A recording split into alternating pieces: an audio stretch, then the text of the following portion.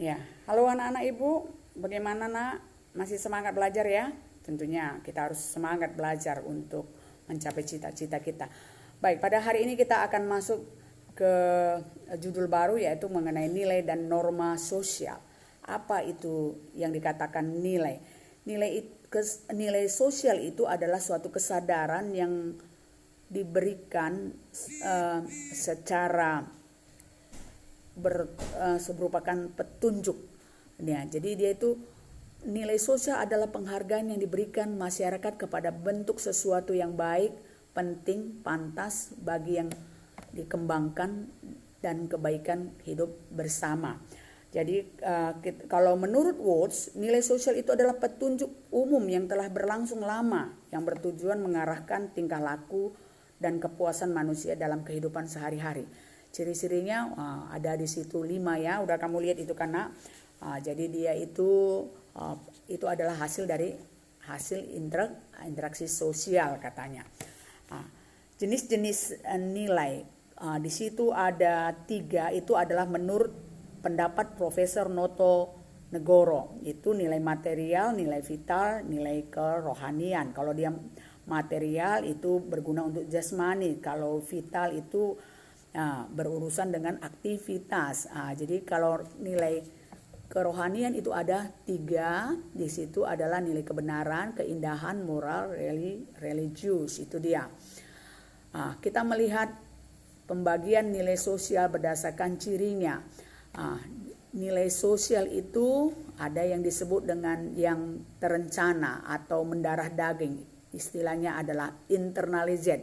Itu adalah nilai yang telah mendarah daging dalam manusia yang menjadi kepribadian dan naluri daripada manusia itu sendiri. Yang kedua adalah disebut dengan nilai dominan, nilai yang dianggap lebih penting dibandingkan nilai yang lainnya. Jadi apa itu ukurannya? Orang sudah lama menganutnya. Nilai itu dilaksanakan oleh masyarakat. Itu dia. Jadi apa fungsi nilai? Dia sebagai alat solidaritas, alat pengawas, petunjuk.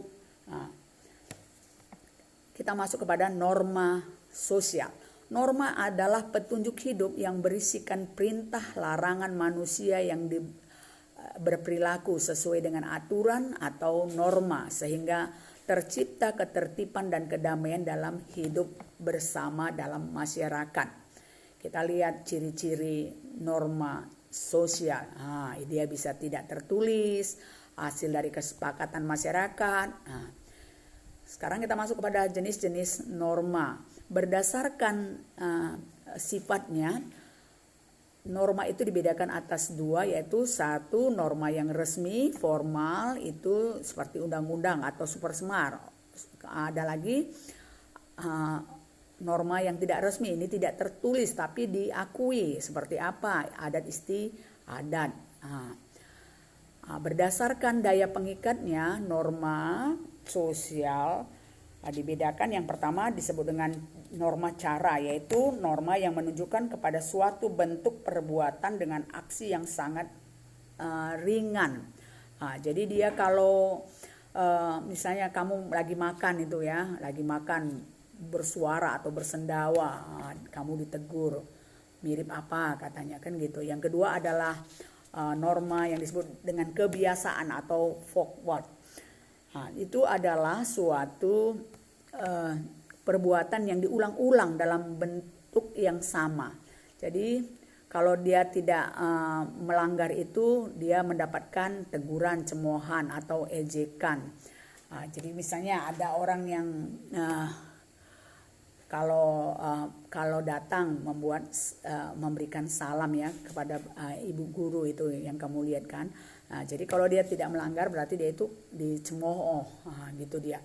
Jadi kalau yang ketiga adalah tata kelakuan atau mores, adalah suatu norma yang mengatur bagaimana seorang berperilaku dan bertindak dalam masyarakat. Jadi di situ norma itu memberikan cap oleh masyarakat seperti Kalau dia melanggar apanya tuh diberikan cap, seperti pemabuk, penzinah, pencuri.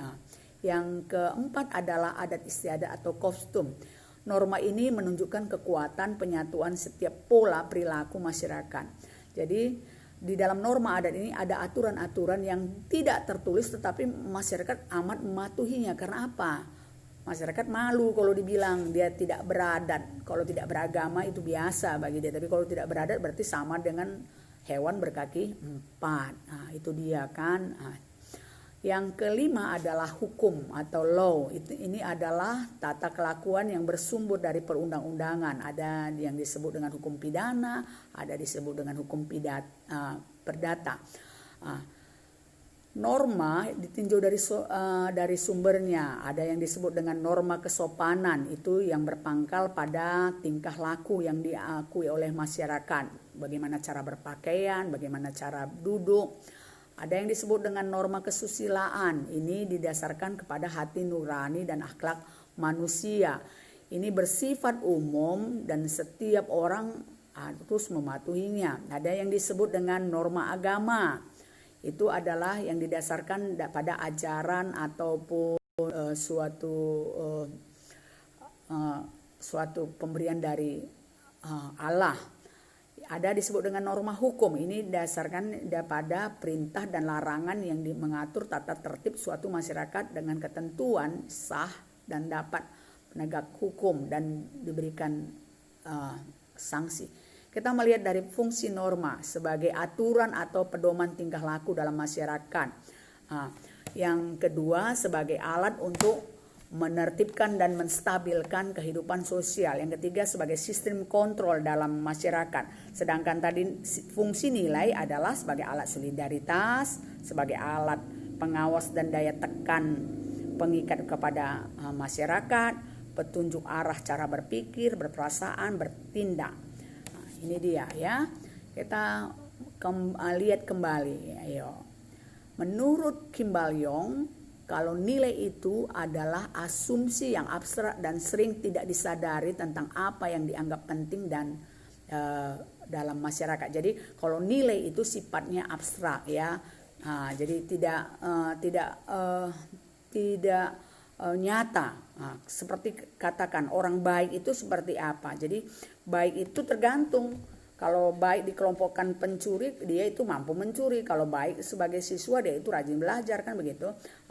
Kalau menurut Surjono Sukanto, norma itu adalah seluruh perangkat di mana, udah bisa kamu bacakan? Itu dia. Jadi dia ini ada hubungan antara norma dan nilai sosial. Jadi sampai demikian juga dulu penjelasan dari Ibu soal nilai dan norma. Ibu harapkan kamu mengerjakan tugasmu ya nak. Terima kasih.